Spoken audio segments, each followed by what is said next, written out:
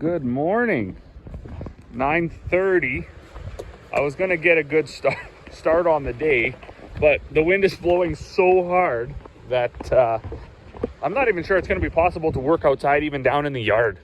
When we hang the bags on the forks and stuff, the wind just blows it off, right? So it ends up being so miserable, you just don't even want to talk about it. But one thing I want to do is run up and plug into my canola bin again. I turned the fan back on, so I'm assuming the top should be hopefully getting all that heat that was at the bottom moved out, and then we'll be able to move a little bit of it once the weather straightens up a little bit. This is crazy. So I got a bunch of bags made yesterday and the day before, and whatever. We've been just rolling with the punches around here, keeping up where we can, falling behind when we can't keep up. We got some firewood to split. We don't sell firewood, that's our own, but that's a job to do. That's my molasses pump that I used to pump molasses into the mill. That has failed me, so that's got to go into the shop and get fixed. But he's got his little hockey net in here, and he's been practicing like crazy.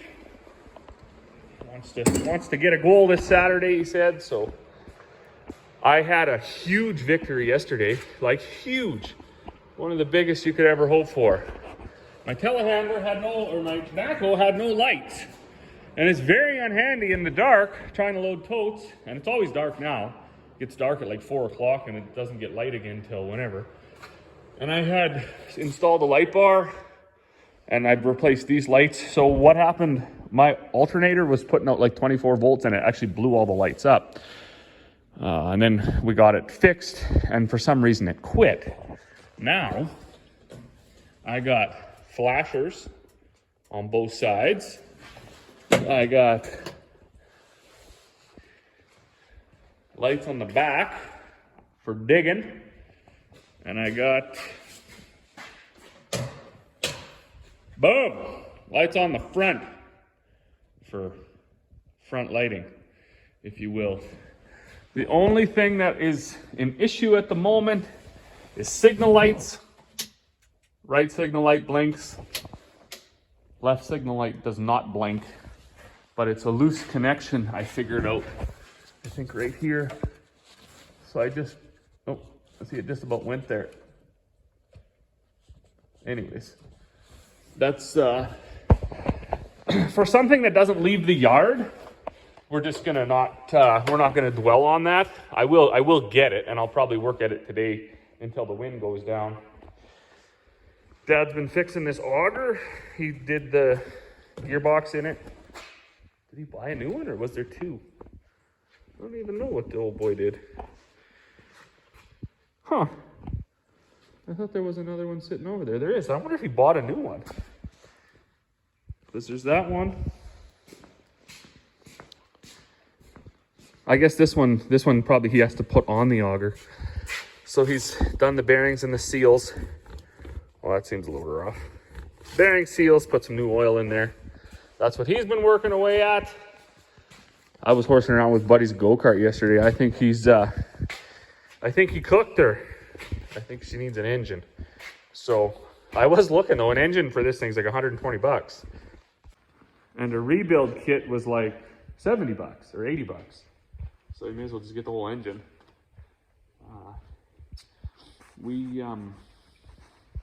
It had oil in it when it was new, when it was shipped, but I wonder if it was like shipping oil. You know, if that makes sense, because it doesn't. I should have drained it out right away and put some regular oil in there. I didn't though. Anyways, won't be the end of the world. Definitely want to get that going for him for this winter, so he can do some donuts out on the ice, and then also, I mean, he loves it in the summer when he can bring tools and stuff out to the field. So, for now though, I'm going to go fire up my telehandler. I'm going to fuel it up. I'm going to drive up and check my canola bin, make sure that the aeration fan sock hasn't blown off. And then, maybe come down, work on this light a little bit, try to get that going. Or if it's not too windy in the yard, I suppose I'll just start making bags. I got A couple people messaged. They're on their way down for some molasses, and also the Bullseye mineral truck is on his way with a load. So we'll just kind of, as always on the farm here, we'll just sort of play it by ear. We'll see what needs to be done, and that's what'll get done. What's that?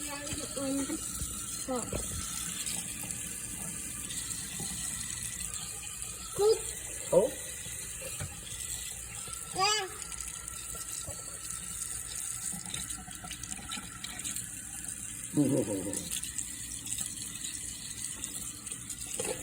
Buddy, that's pretty cool. Well, good morning. Aeration fan is still blowing on that bin. Hopefully by the end of today, we'll have the auger put back together and we can unload that brown truck, unload that Super B, take a load or two out of that bin that the fan is on, and life will be good. Made some bags yesterday, had to shut down at 4 o'clock, take the kids to hockey. And then this morning, I was on the phone with the grain buyer, just chatting about things. Kind of crazy how markets were affected by some recent events over the last year and a half. You know, the malt barley market and things like that. It's always good to have a chat with them guys.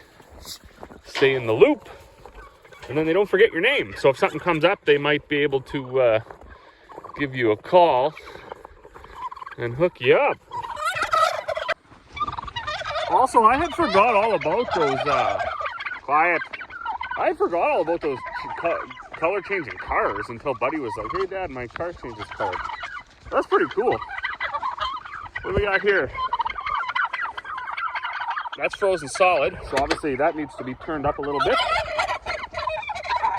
I brought up Buddy's tools so I could adjust that thermostat. This one is still working. So this is a win. Make sure I got that one turned on. Yeah, they're all on. And then I wanted to turn this one down, so we'll walk up there. One shocking thing that I noticed was, I don't know what you want to call it, withdrawal, molasses withdrawal. So these cows, these steers that I have here, there's only 6 of them, and they were without this tub for about 6-7 weeks during the later part of the summer, early part of the fall. And man, these guys are loud. Because actually my father-in-law needed an extra one, so he came and picked one of these up that I had up here and took it to his place. So these steers were without it for 6-7 weeks. And when I finally got another one to put back in here, they ate that whole entire amount down in about probably just under 2 weeks, which I'm estimating is around 400 pounds. So that's totally nuts for 6 steers. But that is just a sign of, a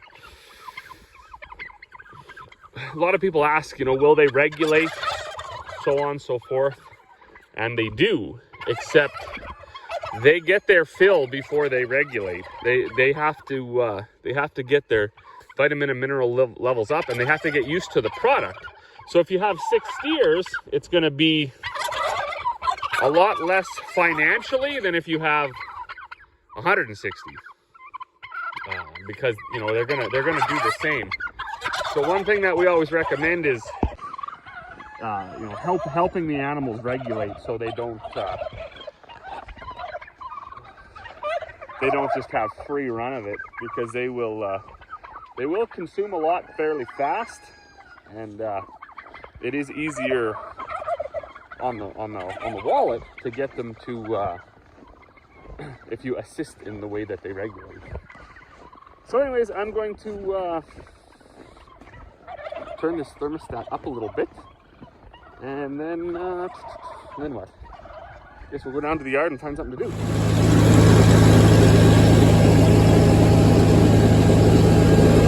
So this is how we fill up our bag filler when we're doing our 50-pound bags.